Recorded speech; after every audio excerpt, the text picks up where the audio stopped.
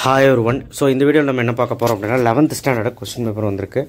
ஈஸியாக டஃப்பாக அப்படின்னு நீங்கள் கமெண்ட் பாக்ஸில் கமெண்ட் பண்ணுங்கள். எனக்கு தெரிஞ்சு அந்த 2 மார்க்ஸ்லேயும் 1 மார்க்ஸ்லேயும் கொஞ்சம் ட்விஸ்ட் பண்ணிட்டாங்க, புக்கின்னு நிறைய கேட்டுட்டாங்க.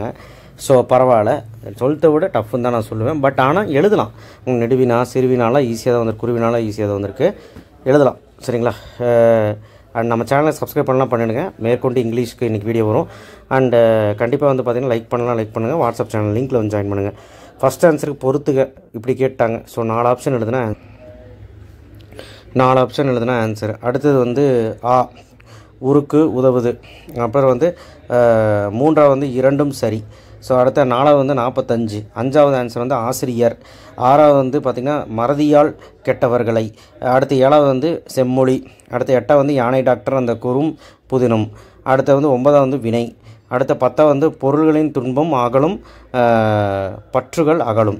அடுத்தது 11ஆவது வந்து பண்புத்தொகை. 12ஆவது வந்து ஆன்சர். 13ஆவது வந்து இதழ். அதுக்கப்புறம் 14ஆவது எது தவறுன்னு கேட்டிருக்காங்க. தவறான இணை தான் கேட்டிருக்காங்க. ஃபஸ்ட் ஆப்ஷன் தான் கரெக்ட். ஓகேவா? 1 மார்க்கெலாம் செக் பண்ணிக்கோங்க.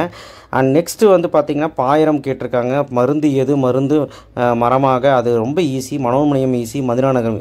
ஸோ ஏதோ ஒரு 3 தான் எழுதணும், ஈஸியாக எழுதிடலாம். தமிழ்நாட்டின் மாநில மரம் ஊவேசா. ஸோ இது வந்து கண்டிப்பாக கேட்குறது தான். ஸோ எனக்கு தெரிஞ்சு 3ல் 2 கண்டிப்பாக எழுதிடலாம். குருவினாவும் ஈஸியாக தான் இருக்குது.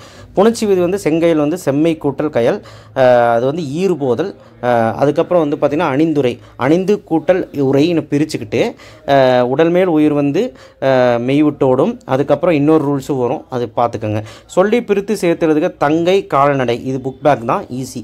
கலை சொல்லாக்கம் பொருள் தருக, இதெல்லாம் ரொம்ப ஈஸி. இது வந்து இலக்கண தேர்ச்சி கொள்ள இருக்கிறது. பகுபதல் பண்ணும் அறிந்து அரி கூட்டல் இந்து கூட்டல் இந்துக்கு இத்துன்னு வரும்.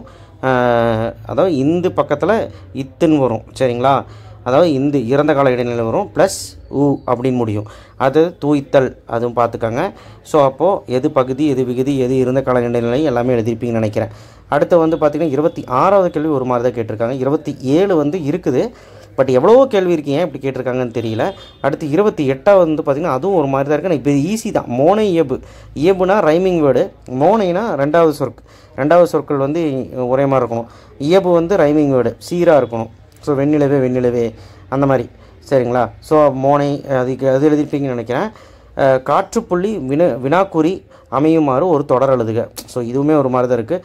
சொற்களை ஒழுங்குபடுத்தி 2 சுற்றாக, இதுவும் நம்ம வந்து ஜம்பிள் சென்டென்ஸ் மாதிரி கொடுத்துருக்காங்க, மாற்றி எழுதணும். ஸோ ஒரு 4 எழுதலாம், 4-5 ஈஸியாக எழுதலாம். அடுத்து வந்து பார்த்திங்கன்னா ஒரு 4 மார்க்கில் சலசவாயில் நம்ம சொன்னோம், இடஞ்சுட்டி பொருள். வில்வரத்தினம் வந்துருச்சு நம்ம சொன்னது. அடுத்த மனித வாழ்வி நம்ம சொன்னோம். வேதி கலப்பில்லாத சொன்னோம். ஜீவாவின் பேச்சினை சொன்னோம், வந்துருச்சு. அப்போ ஏதாவது 2 எழுதியிருப்பீங்க. உருவகணி நம்ம சொல்லியிருந்தோம், வந்துருச்சு. நயம்பாராடுதலில் நீங்கள் மையக்கருத்து எழுதியிருந்தாலே 1 மார்க் கொடுத்துருவாங்க. மோனை எதுகை மோனை இயபு ஏதோ ஒரு 3 நயம் எழுதி முடிவில் எழுதியிருந்தால் 3 மார்க் கிடச்சிரும். ஸோ கண்டிப்பாக ஈஸி தான் நயம். இது பாருங்க, இது வந்து நீங்கள் வந்து 2 எழுதணும். பாடினாள். சரிங்களா? பாடினாள், இது வந்து பாடுகின்றாள். ஸோ அப்படி வராது, பாடுவாள் அப்படிங்கிறது.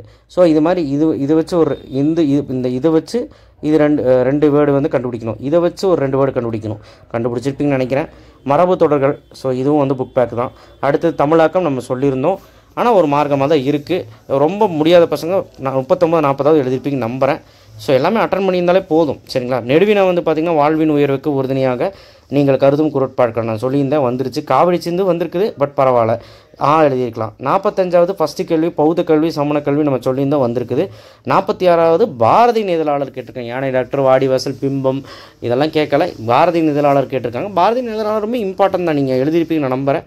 ரொம்ப ஈஸி தான். நான் ஃபஸ்ட்டு வீடியோவில் இது போட்டிருந்தேன். அண்ட் பாயிரம் அந்த பாடல் ரொம்ப ஈஸி. செயல் என முடியும் குரல் நான் சொல்லியிருந்தேன் நேற்று. 8 குரல் கொடுத்துருந்தேன், இதையாவது படிங்கன்னு. பாயிரம் பாடல் ரொம்ப ஈஸி, எல்லாருமே எழுதியிருப்பீங்கன்னு நினைக்கிறேன். ஸோ 1-2 ட்விஸ்ட்டு தான். ஸோ இதனால் பெரிய பாதிப்பெல்லாம் உண்டாகாது, நீங்கள் பயப்படாதீங்க. ஸோ கீ ஆன்சர் இதுதான். தேங்க்யூ. ஷேர் பண்ணுங்கள், சப்ஸ்கிரைப் பண்ணுங்கள், மறக்காமல் பெல் ஐக்கானை ப்ரெஸ் பண்ணி எல்லாத்துக்கும் ஷேர் பண்ணுங்கள். தேங்க்யூ.